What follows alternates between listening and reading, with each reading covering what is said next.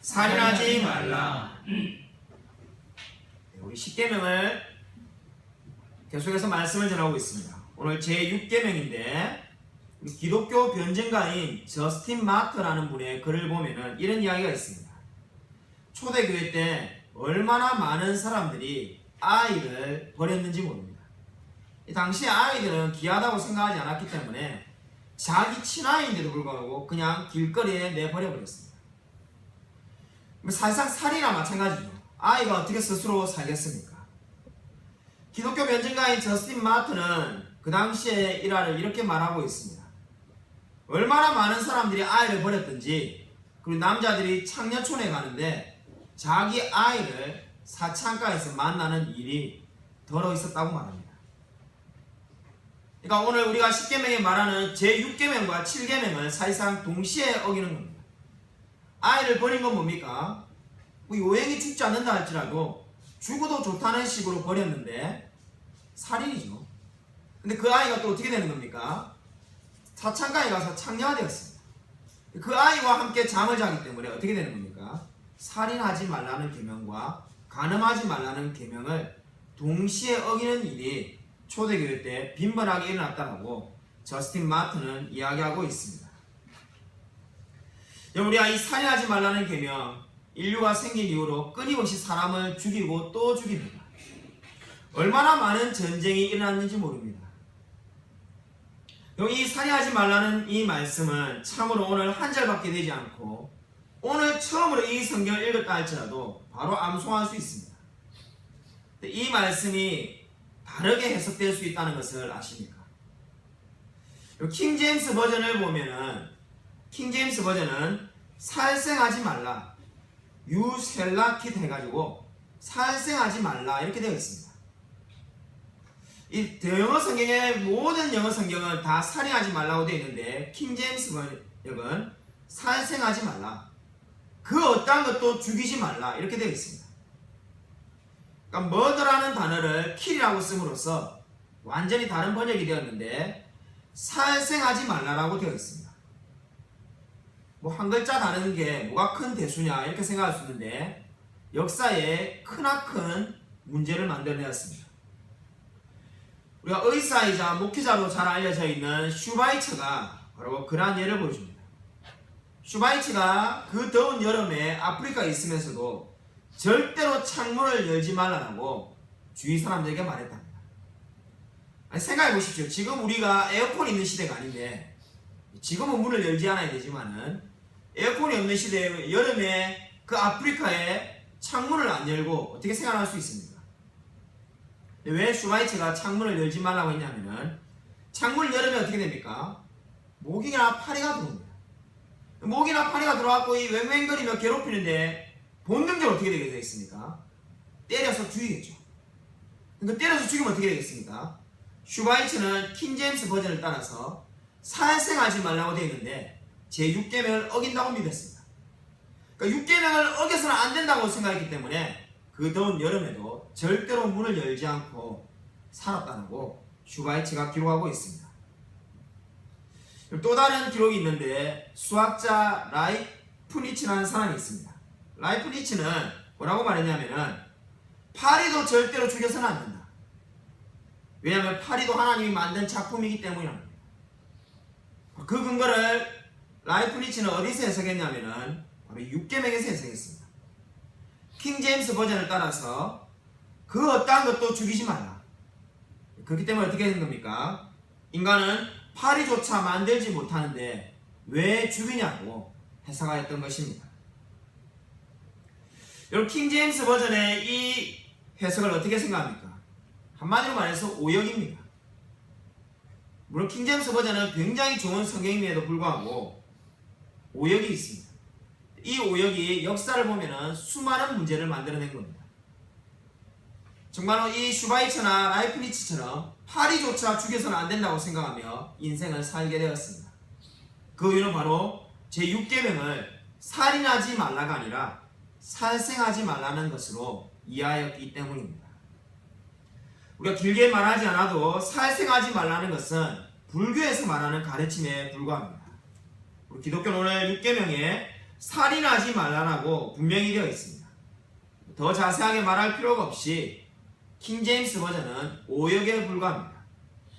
그럼 오늘 성경이 말하는 바는 무엇입니까? 팔이나 모기를 죽이지 말라는 것이 아니라 저 지나가다가 개미를 밟지 않도록 노력하지 말라는 것이 아니라 사람을 죽이지 말라는 겁니다. 사람을 죽이지 말라는 것에 대해서 아마 그 어떠한 이견도 없을 겁니다. 굳이 제가 자세하게 설명할 필요도 없이 사람을 그 어떠한 경우에도 죽여서는 안 됩니다. 근데 아마 이 살해하지 말라는 계명에 대해서 우리가 제일 많은 논쟁이 일어나는 부분은 무엇입니까? 지금도 현대 많은 분들이 고민하고 있고 논쟁하는 부분은 바로 자살을 어떻게 이해할 것이냐는 겁니다. 실제로 몇 년 전에 저도 당시에 존경하고 설교를 잘하기로 유명한 서울의 한 큰 교회 목사님이 자살하였습니다. 정말 전도 유망하고 목회가 승승장구하는 목사님이 자살하였는데 믿기지가 않았습니다. 이 자살에 대해서 어떻게 여러분 생각해야 되겠습니까? 옛날에는 교회가 이구동성으로 자살은 죄라고 가르쳤습니다. 안타깝게도 시대가 지나면서 자살이 죄가 아니라고 가르치는 목회자들도 더러 있습니다. 교회사를 보면은 자살에 대해서 굉장한 논란이 있었다는 것을 알 수가 있습니다. 근데 우리처럼 자살 자체가 괜찮다라고 말하는 사람은 아무도 없었습니다. 초대교회를 보면은 자살이 논쟁이 되었는데 그 논쟁의 핵심은 뭐냐면은 암브로시우스가 이렇게 말하였습니다. 처녀가 강간을 당한 경우에는 자살을 해도 괜찮다라고 주장하였습니다. 이 암브로시우스는 7계명과도 연결되겠죠. 간음을 당한 경우에는 자살할 수 있답니다. 이 처녀가 강간을 당해가지고 몸이 더럽혀지면 자살을 허용할 수 있다고 이 10계명의 6계명과 7계명을 이어서 해석하였습니다. 우리가 너무나 잘 아는 어거스틴은 그 해석에 강력하게 반대하였는데 처녀가 강간을 당해도 몸이 더럽혀진 것이지 영혼이 더럽혀진 것이 아니므로 절대로 자살해서는 안 된다라고 말하였습니다. 어거스틴의 견해가 옳은 것은 두말할 필요가 없습니다. 처녀가 강간을 당해도 결코 자살해서는 안 됩니다. 우리가 자살을 해서는 안 되는 이유가 어디 있습니까? 많은 사람이 자살을 하려고 하는 이유는 내 목숨은 내 것이니까 내 마음대로 처분해도 된다고 생각하기 때문입니다. 그러나 저와 여러분의 목숨은 하나님의 것입니다. 저와 여러분의 목숨이 제 것이 아니라 우리의 모든 것들이 다 하나님의 것입니다. 그러므로 결코 자살도 해서는 안 되는 것입니다. 자살을 하는 것은 결코 올바른 태도가 아닙니다. 여러분, 이 살해하지 말라는 계명은 너무나 단순하고 명쾌해 보이는데 또 다른 강력한 논쟁이 되는 부분이 있습니다. 이해하기는 참으로 쉬워 보이지만 실제적으로 수많은 사람들이, 특별히 믿지 않는 자들이 이 살해하지 말라는 계명을 가지고 걸고 넘어지는 부분이 있습니다. 그것이 무엇입니까? 바로 사형제도입니다. 믿지 않는 자들이 뭐라고 말합니까? 왜 성경이 살해하지 말라고 했는데 그러면 교회는 사형제도를 찬성합니까? 라고 말합니다. 그렇죠. 실제로 우리 개혁주의, 칼빈주의 또는 장로교의 전통에서 사형제도를 찬성하고 있습니다. 근데 많은 우리 인본주의자들이 사형제도를 폐지하자고 말하는데 그들이 늘 우리 교회를 비판하는 내용이 뭡니까? 아니, 살해하지 말라고 하면서 왜 교회는 살인하는 사형제도를 찬성합니까? 한 입으로 두말하는 게 아닙니까? 잘못된 거 아닙니까? 라고 말합니다. 이건 뜻으로 들어보면 맞는 말처럼 보이죠. 아니, 교회가 살해하지 말아야 되는데 왜 사형제도를 찬성할까? 실제로 제가 예전에 사역을 할 때 섬기던 한 목사님이 설교 때 본인은 사형제도를 찬성한다라고 말하였습니다. 제가 설교를 들으면서는 별로 충격을 받지 않았습니다. 왜냐하면 말이 헛나왔다고 생각했기 때문입니다. 아니, 이 기본적인 것을 모르는 목사가 어디 있겠나 생각해서, 그렇죠, 설교를 하다 보면 말이 헛나갈 수 있습니다. 제가 아는 한 분은 여담입니다만은 마귀를 대적하라 이렇게 말한다는 게 실수하여서 내 이웃을 대적하라는 말을 4번이나 했던 겁니다. 성도들이 들으면서 황당하죠. 내 이웃을 대적하라. 근데 그걸 자기가 잘못했는지도 모르고 막 계속 설교를 한 거죠. 그런 분도 있으니까는 저는 사형제도를 찬성한다. 그러니까 사형제도를 없애는 것을 반대한다. 그러니까 사형제도는 없어져야 된다고 주장하는 그 옛날 제가 섬기던 목사님이 말이 헛나와서 말을 잘못했다고 생각했습니다. 근데 그래도 한번 확인해보고 싶어가지고 설교가 끝나고 교육자실에서 물어보니까는 본인은 정말로 사형제도는 없어져야 된다고 믿는다는 거예요. 제가 정말 깜짝 놀라가지고 길게 물었습니다. 뭐 여러가지 이렇게 이제 여러가지 묻는데 이분이 많은 실수한 게 아니라 자신의 사고방식, 철학, 신앙이라는 것을 알게 되었습니다. 자, 그때 깨달았죠. 아, 내가 모시는 우리 담임 목사님은 나와 가는 길이 다른 분이구나. 실제로 목사님들 중에도 사형제도가 폐지되어야 된다고 말하는 분들이 있습니다. 그것이 6계명이 말하는 바라고 믿는 분들도 있습니다. 그러나 그렇지가 않습니다. 우리가 왜 사형제도가 존속되어야 된다고 주장합니까? 왜 성경이 그렇게 말한다라고 우리가 믿고 있어야 됩니까? 여러분, 사형제도가 없어지면 어떻게 되겠습니까? 제가 분노가 나서 100명의 사람을 죽여도 제가 무기징역을 당할는지 모르겠지만 적어도 저는 목숨을 잃지 않습니다. 더 많은 살인자를 양산할 뿐입니다. 우리가 추천도서를 읽었던 10계명에 코르넬리우스 프롱크가 쓴 책을 읽어보신 분이라면 기억할 겁니다. 수많은 사람들이 사형제도를 없애야 된다고 말하면서 뭘 허용합니까?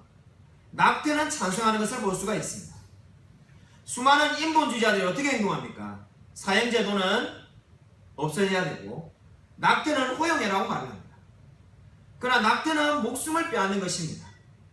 그러므로 이 성경이 말하는 살해하지 말라는 계명에 따라서 우리가 어떠한 입장을 취하는 것이 마땅합니까? 사형제도는 존속되어서 더 많은 사형과 더 많은 살인을 막아야만 합니다. 나아가서 낙태는 왜 우리가 반대해야만 합니까? 수많은 어린 영혼들을 죽이는 일을 막아야만 하기 때문입니다. 여러분, 이것이 바로 오늘 10계명의 제6계명이 말하는 바입니다. 살인을 막는 것, 이것이 바로 저와 여러분에게 주어진 계명입니다. 여러분, 이러한 10계명에 대해서 제6계명 우리가 어떻게 이해할 수 있습니까? 우리가 소유리문답에서 말하는 것처럼 뭔가를 하지 말라는 이 금지된 명령에는 반드시 반대의 명령이 있습니다. 반대의 의무가 있습니다. 그러므로 살인하지 말라는 명령에는 뭐가 있겠습니까? 내 이웃을 내 몸과 같이 사랑하라는 의무가 숨겨져 있는 것입니다. 그리고 살인하지 말라는 말을 우리가 지키기 너무나 쉽습니다. 아마 이 자리에 있는 모든 분들이 저처럼 그 누구도 죽인 적이 없을 것입니다. 그러나 이웃을 내 몸과 같이 사랑한다는 말은 결코 쉽지가 않습니다. 예수님의 제자 요한의 이야기입니다. 요한은 거의 100년 가까이 살았다고 전해지고 있습니다. 4세기의 성경학자인 제롬이 요한에 대한 이러한 이야기를 전해주고 있습니다. 요한이 거의 나이가 너무나 많아서 이제 제자들이 부축해야만이 교회 예배에 참석할 수 있을 때의 이야기입니다. 이 요한이 나이가 많아가지고 이제 설교나 가르침을 말할 때 알아듣기가 어려웠답니다. 이제 이가 빠지고 발음이 좋지 않으니까 도대체 설교 때 뭘 말하는지 앉아있어도 잘 알아듣기 어려웠다고 합니다. 근데 이 요한이 계속해서 끊임없이 반복하는 한 가지 말이 있었는데 서로 사랑하라는 말을 계속 반복해서 말하였다고 합니다. 이 똑같은 말을 계속해서 반복하니까 제자들이 이상하게 생각하고 왜 요한 선생님은 같은 말을 계속해서 반복합니까? 라고 물었다고 합니다. 이 질문에 요한이 이렇게 말했다고 합니다. 이것은 주님의 명령이다. 서로 사랑하는 것, 이 한 가지면 모든 것이 충분하다. 여러분, 그렇습니다. 서로 사랑하는 것, 이 한 가지면 모든 것이 다 충분합니다. 오늘 성경이 말하는 것처럼 살인하지 말라. 거기에 담겨있는 의무, 바로 우리가 이웃을 내 몸과 같이 사랑할 수만 있다면 모든 것이 다 충분하다고 말할 수가 있습니다. 우리가 이 살인하지 말라는 명령 앞에서 우리가 비참해질 수밖에 없는 이유가 어디 있습니까? 이 살인이 그저 정말 사람의 목숨을 잃어내는 것만을 말하는 것이 아니라 우리가 그 사람을 인격적으로 살인하는 것을 다 포함하고 있기 때문입니다. 우리가 사람을 직접 칼로 뭐 돌로 쳐서 죽이지 않더라도 우리가 말로서 얼마나 많은 사람들을 인격적으로 죽이고 있는지 모릅니다. 실제로 많은 사람들이 분노 때문에 다른 사람에게 상처 준 것 때문에 고민하고 있습니다. 오늘 이렇게 살인하지 말라는 저와 여러분의 삶에 어떻게 적용할 수 있습니까? 여러분은 때때로 분노함으로써 수많은 사람들을 좌절하며 낭망시키고 있지 않습니까? 제가 몇 년 전에 청년부를 사역할 때 한 여청년이 제게 찾아와서 고민을 나누었습니다. 그 청년은 교회 안에서 리더였고 너무나 착하고 순수해 보이는 그러한 여청년이었습니다. 근데 그 여자 청년이 놀라운 것을 제게 고백하였는데, 펀드 매니저로 서울 강남에서 일을 하는데 자기가 팀장으로 있는데 많은 사람들이 자기를 두려워한다는 겁니다. 본인도 너무나 괴로운 게 자기의 별명이 뭔지 몰랐는데 팀원들이 자기의 흉을 보는 걸 자기가 우연히 듣게 됐는데 헤어드라이기라고 부른답니다. 그러니까 화가 나면 헤어드라이기처럼 완전히 이걸 멈추지 못하니까 사람들이 다 비웃는 거죠. 그 화를 내는 빈도가 점점점 많아져가지고 거의 매일 화를 내지 않고는 일이 진행이 안 됩니다. 그러니까 아침에 출근할 때 기분이 좋았지만은 출근한 지 한두 시간만 지나면은 거의 이성을 잃어가지고 화를 내는 경우가 너무나 많다는 거예요. 근데 교회 팀원들도 다 이분이 교회를 다니는 걸 아는데 왜 저렇게 사냐라고 이제 비웃는 거죠. 그 여청년이 제게 고민을 이렇게 나누었습니다. 목사님, 저는 왜 이렇게 됐을까요? 왜 저는 이렇게 화를 멈추지 못할까요? 제가 너무나 믿기지 않았습니다. 교회에서 단 한 번도 그 자매가 화를 내는 걸 제가 본 적이 없습니다. 교회에서 늘 웃고 있고 늘 사람들에게 편안하게 대해주고 모든 사람하고 관계를 잘 맺는 것처럼 보입니다. 그러나 직장에 가면은 그보다 더 악한 사람이 없습니다. 모든 팀원들이 그 사람만 나타나면은 다 피해버린답니다. 최소한의 인간적으로 일해야 될 관계만 하지 그 어떤 이야기도 더 나누지 않는답니다. 아마 비슷한 고민을 하는 분들이 많이 있을 겁니다. 우리 시대에 분노 조절 장애라는 말이 생길 정도로 분노를 자제하지 못해서 고민하는 사람이 얼마나 많은지 모릅니다. 여러분, 그러한 자들에게 우리가 어떻게 해야 될까요? 성경이 말하는 절대적인 원리부터 먼저 기억해야 됩니다. 위대한 설교자 로이드 존스가 말했는데, 분노의 통제를 잃음으로써 마귀에게 기회를 제공하지 말라는 겁니다. 그것이 바로 오늘 6계명이 말하는 바입니다. 오늘 로이드 존스는 6계명을 그렇게 해석하였습니다. 분노에 대해서 통제를 잃음으로써 마귀에게 기회를 주어서는 안 된다는 겁니다. 여러분, 그 분노하는 마음이 결국 살인으로 이어질 수도 있는 겁니다. 여러분, 그 분노에게 자기의 통제를 잃지 말아라고 로이드 존스 목사님이 말하였습니다. 이것이 절대적인 원칙이고, 구체적으로는 어떻게 해야 될까요? 절대적인 원칙을 아마 모르는 분은 이 자리에 아무도 없을 거고, 정말로 내가 화가 치밀어 올 때 그러면 우리는 어떻게 해야 될까요? 우리 홈페이지에 보면은 너희가 만일 서로 물고 먹으면이라고 제가 북카페에 올려놓은 책이 있습니다. 알렉산더 스트라우스라는 목사님이 너희가 서로 많이 물고 먹으면이라는 책에서 분노에 대해서 자세하게 많은 이야기를 다루고 있습니다. 그분이 거기서 분노를 제어할 수 있는 6가지 방법을 제시하는데, 제가 보니까 중복이 여러 가지 됨으로써 그것을 빼고 4가지로 그분이 말한 것을 요약해서 전해드리고자 합니다. 여러분 마음 가운데 분노가 치밀어 올 때가 있을 것입니다. 그것이 직장에서든 가정에서든 분노가 치밀어 올 때 여러분 4가지를 반드시 기억하십시오. 첫 번째로, 여러분이 마음에 분노하고 있는 사람을 만나지 마십시오. 여러분 지금 화가 잔뜩 나 있는데 또 다른 화가 나 있는 사람을 만나면 어떻게 되겠습니까? 그것이 무슨 문제인지 간에 그 사람과 같이 또 다른 수많은 사람을 비판하거나 욕하거나 정죄하는 일밖에 하지 않습니다. 여러분 화가 났을 때 또 다른 분노하고 있는 사람을 만나지 마십시오. 전화도 하지 마십시오. 일단 분노가 가라앉을 때까지는 연루되어 있는 화가 나 있는 사람과 연락을 취하지 마십시오. 이것이 첫 번째로 해야 될 행동입니다. 내가 화가 나 있는데 내처럼 똑같이 피해를 본 사람이 화가 나 있을 사람과 만나거나 연락을 하는 것은 좋지 않습니다. 두 번째로 어떻게 해야 되겠습니까? 그렇게 분노가 나 있을 때 여러분의 감정이 사라지기 전에는 그 어떤 말이나 행동을 하지도 마십시오. 내가 지금 화가 머리 끝까지 나 있는데 말이나 행동을 해봐야 선한 이야기는 아무도 나오지 않습니다. 그 모든 이야기는 어떻습니까? 다 죄짓는 이야기밖에 되지 않습니다. 자기 마음에 지금 화가 가득 차 있는데 말을 해봐야 무슨 성경 구절을 이야기하겠습니까? 뭘 이야기하겠습니까? 화가 조절되기 전까지 그 어떤 말이나 행동도 하지 마십시오. 세 번째로 우리가 해야 될 것이 무엇입니까?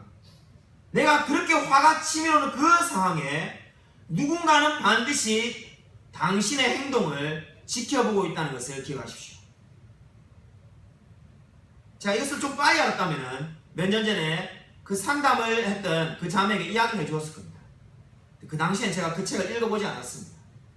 그냥 기도해라는 말 외에는 별로 대답하지 못했는데, 자, 정말 이런 걸 좀 알았다면 그 자매에게 구체적으로 이렇게 제시해 주시지 않았을까 하는 생각이 듭니다. 세 번째가 뭐라고 했습니까? 내가 화가 나 있는 이 상황을 어떻게 대처하는지 주위 사람들이 다 지켜보고 있습니다. 네 번째로 가장 중요한 건데 그것은 무엇입니까? 내가 지금 화가 나 있다면 이 화가 나 있는 것을 풀 수 있는 방법을 하나님이 준비하고 계신 줄 알고 하나님께 기도하고 도움을 받으라는 겁니다. 여러분, 이 네 가지 원리를 반드시 기억하길 바랍니다. 우리 알렉산더 스트라스는 6가지로 말하고 있는데 너무 많고 제가 보기에 중복이 되므로 4가지로 여러분 요약해서 말하였습니다. 첫 번째가 무엇이었습니까? 화가 났을 때 결코 화가 나 있는 사람을 만나지 마십시오. 두 번째로 내가 화가 조절되기 전까지는 그 어떠한 말이나 행동을 하지 마십시오. 세 번째로 내가 화가 나 있을 때 그 화를 어떻게 대처하는지를 다른 사람이 지켜보고 있습니다. 네 번째로 하나님께 기도하며 그 모든 것들을 인도받으시기를 바랍니다. 여러분, 우리가 이렇게 분노하고 있는 이유가 무엇입니까?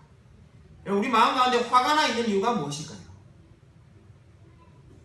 여러분, 우리가 왜 화를 낼까요? 여러분, 한번 그런 생각 해본 적이 있습니까? 성경이 살인하지 말라고 하는데 왜 우리 마음 가운데 끊임없이 화가 나고 분노하게 될까요? 그 이유는 한 가지입니다. 바로 이 모든 생긴 일들이 자신들의 마음에 들지 않기 때문입니다. 여러분, 그렇지 않습니까? 여러분, 우리가 어떠한 일이 생겼을 때 왜 화가 나겠습니까? 그 일이 마음에 들지 않기 때문입니다. 다르게 말해서 자기 뜻대로 되지 않을 때 화가 나는 겁니다. 그 이야기를 성경적으로 풀면 어떻게 되겠습니까? 하나님의 섭리를 받아들이지 못할 때 분노가 치밀어 오르는 것입니다. 우리가 화가 나는 것이 결코 우연히 일어나는 것이 아닙니다. 어떠한 일이 자기 뜻대로 되지 않을 때 화가 나게 되는 겁니다. 내가 이 물건을 사고 싶은데 살 수가 없습니다. 그럼 어떻게 됩니까? 짜증이 나기 시작합니다. 그리고 화가 나기 시작하는 거죠. 그러나 그것은 무엇입니까? 하나님의 섭리를 믿지 못하기 때문입니다.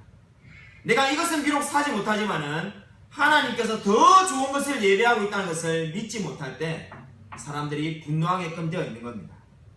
그러면 저와 여러분이 분노하는 것은 죄를 짓기 쉬운 상태로 들어간다는 것을 늘 기억하시기 바랍니다. 여러분, 우리가 하나님의 섭리를 받아들인다면 저와 여러분의 삶 가운데 일어나는 수많은 분노들을 제어할 수 있습니다. 여러분, 중국의 유명한 선교사였던 허드스텔레의 후계자였던 호스테라는 사람을 아십니까? 허드스텔레의 제자였던 호스테는 50년 동안 인간의 행동을 연구하는 사람으로 살았습니다. 그는 1000명이 넘는 선교사를 관리하는 일을 50년 동안 하였습니다. 근데 그 사람에게 쓴 책을 보면 이렇게 말을 하고 있습니다. 내가 1000명이 넘는 선교사를 50년 동안 다루었다. 만약에 내게 50년간의 사역 가운데 가장 큰 문제가 무엇냐고 묻는다면 너무나 안타깝고 슬프지만은 나에게 끊임없이 찾아와서 고자질하며 분노했던 선교사들이라고 말할 것이다. 여러분, 이 이야기를 한번 잘 기억해 보십시오. 50년 동안 선교사에 가는데 가장 큰 문제가 무엇이었다는 겁니까? 끊임없이 사람들을 비방하고 분노하며 화를 내며 찾아오는 그 사람이 가장 큰 문제였다라고 말을 하는 것입니다. 여러분, 이 말이 무엇을 말하는 것입니까? 분노, 다른 사람을 죽이며 그들에게 적개감을 가지고 이야기하는 것이 가장 사역에 걸림돌이 된다는 것입니다. 여러분 진정으로 여러분의 마음 가운데 나타나는 화를 멈추며 살아가고 있습니다. 여러분 마음 가운데 수많은 분노가 일어날 때 어떻게 행동하십니까? 2001년 4월 20일에 이러한 일이 있었습니다. 2001년 4월 20일에 짐 바우어스와 베로니카라는 선교사가 선교지로 옮겨가고 있는데 페루 공군이 마약 운반 비행기로 오인하여서 사격을 가하였습니다. 수십 발의 총알을 비행기를 향해서 쏘았습니다. 그 수십 발의 총알 가운데 한 발이 바로 선교사의 아내 베로니카와 그의 7달 된 딸에게 관통하고 말았습니다. 그러니까 베로니카의 등을 관통한 그 총알이 정확하게 무릎에 앉아있던 7달 된 딸의 배를 관통하여서 둘 다 즉사하였습니다. 일주일이 지난 후에 미시건주에서 장례 예배를 드리는데 짐 바우스가 수많은 사람들 앞에서 이렇게 말합니다. 저는 화가 나지 않습니다. 많은 사람들이 마약 운반기로 오인하고 페루 공군이 공격한 것에 대해서 억울하지 않냐라고 분노하지 않냐라고 물었습니다. 그러나 저는 이렇게 말하고 싶습니다. 이 모든 것이 하나님의 섭리입니다. 왜 수십 발의 총알을 쏘았는데 어떤 총알은 베로니카와 7달밖에 되지 않은 딸을 관통했으며 또 다른 총알들은 저와 2명의 다른 아이들을 피해갔을까요? 여기에 대한 유일한 답은 하나님의 섭리라는 것밖에 없습니다. 물론 지금 이 순간에 제가 왜 이런 일이 생겼는지 다 대답할 수 없지만은 분명히 모든 것이 합력하여 선을 이룰 거라고 짐 바우스 선교사가 장례 예배 때 말하였습니다. 사랑하는 여러분, 이 이야기가 무엇을 보여줍니까? 여러분 인생 가운데 자기 아내를 잃고 자식을 잃었는데 어떻게 이렇게 담대할 수 있을까요? 사랑하지 않아서가 아닙니다. 바로 하나님의 섭리를 믿었기 때문입니다. 여러분 우리가 왜 끊임없이 우리의 인생에서 분노하며 화가 나며 다른 사람에게 저주하며 비난하며 살아갈까요? 그것은 하나님의 섭리를 믿지 못하고 끊임없이 자기의 힘으로 살아가려고 하기 때문입니다. 내 뜻대로 뭔가 되지 않을 때 끊임없이 원망하며 저주하며 살아갈 수밖에 없습니다. 여러분 진정으로 이 놀라운 하나님의 섭리를 믿어가며 살아가고 있습니까? 여러분 인생에 어떤 어려움이 있습니까? 그 어려운 순간마다 하나님을 의지하며 살아가고 있습니까? 여러분 저는 섭리에 대해서 나올 때마다 늘 제 마음 가운데 떠오르는 이야기가 있습니다. 제가 너무나 사랑하며 좋아하는 이야기인데 여러분 내비게이터의 창시자였던 도슨 트로트맨을 다들 아실 것입니다. 잘 알려지지 않았는데 그가 어떻게 죽었는지 아십니까? 그가 친구와 같이 산책을 하며 걸어가다가 호숫가에서 한 여자아이가 물에 빠져 죽어가는 걸 보고 본능적으로 뛰어들었습니다. 그 여자아이는 극적으로 구출했지만은 도슨 트로트맨은 그 물에서 빠져나오지 못하고 익사하며 죽고 말았습니다. 옆에서 당황스럽게 순식간에 일어난 일을 지켜보던 그 친구가 너무나 놀라가지고 한순간에 달려가서 도슨 트로트맨의 아내인 리사 트로트맨에게 그 죽음의 소식을 알렸습니다. 친구는 너무나 당황스러워서 말을 막 버벅거려가면서 이야기를 하는데 그 죽음의 소식을 듣게 된, 그 남편이 급작스러운 죽음의 소식을 듣게 된 리사 트로트맨은 첫 마디가 성경 구절을 한 구절 암송하며 말합니다. 여러분 그 구절이 무엇인지 아십니까? 여러분 한번 그 말씀을 찾아보겠습니다. 여러분 시편 115편 3절입니다.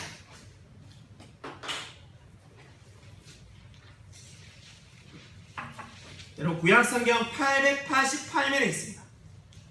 여러분 외우기도 쉽습니다. 8이 3개가 있습니다. 888면입니다. 888면 시편 115편 3절입니다. 여러분 이 말씀을 꼭 기억하셔서 여러분 인생의 어려움이나 낭망이 찾아올 때마다 이 말씀을 반드시 기억하시기 바랍니다. 우리 같이 다 찾으신 줄 알고 함께 읽겠습니다. 시작. 오직 우리 하나님은 하늘에 계셔서 원하시는 모든 것을 행하셨나이다. 여러분 도슨 트로트맨이 갑자기 익사하여 죽었습니다. 오늘 아침까지 생생하던 사람이 산책 나갔다가 죽음이 되어서 돌아왔습니다. 웬만한 사람 같으면 뭐라고 말하겠습니까? 왜 제게 이런 일이 생겼습니까? 왜 이렇게 재수없는 일이 생겼다라고 말하지 않겠습니까? 근데 여러분, 이 리라 트로트맨, 정말 신실한 리라 트로트맨이 이 성경 구절을 암송하였습니다. 오직 우리 하나님은 하늘에 계셔서 원하시는 모든 것을 행하셨나이다. 이것이 진정으로 신앙 있는 자의 고백입니다. 여러분, 인생에서 여러분 실직을 당하거나 또는 건강을 잃거나 어려운 일이 생길 때마다 오늘 이 말씀을 기억하십시오. 오직 우리의 하나님은 하늘에 계셔서 그분이 원하시는 것을 행하셨나이다. 하나님이 실수해서 여러분에게 어려운 일이 생기는 것이 절대로 아닙니다. 여러분, 인생을 살다 보면 얼마나 어려운 일이 많이 생깁니까? 경제적으로든 건강을 잃든 수많은 어려운 일이 생기게 되어 있습니다. 그때마다 여러분은 어떻게 행동하실 겁니까? 끊임없이 원망하며 분노하며 좌절하며 한탄하며 인생을 낭비할 겁니까? 여러분, 이 시편 115편 3절의 말씀을 기억하십시오. 오직 우리 하나님은 하늘에 계셔서 원하시는 모든 것을 행하셨나이다. 하나님은 실수가 없는 분이십니다. 저와 여러분의 인생 가운데 그 어떠한 어려움이 생기더라도 이 말씀을 붙들며 살아가십시오. 여러분, 그래서 제6계명이 말하는 것처럼 살인하지 아니하며 다른 사람을 저주하지 아니하며 늘 하나님의 말씀을 지키며 살아가십시오. 오늘 아무쪼록 인생에 어려움이 생길 때마다 내 마음 가운데 분노가 치밀어올 때마다 이 말씀을 붙듦으로써 정말 하나님의 말씀을 늘 지키며 승리하며 살아가는 저와 우리 모든 성도님이 되시기를 주님의 이름으로 간절히 축원드립니다.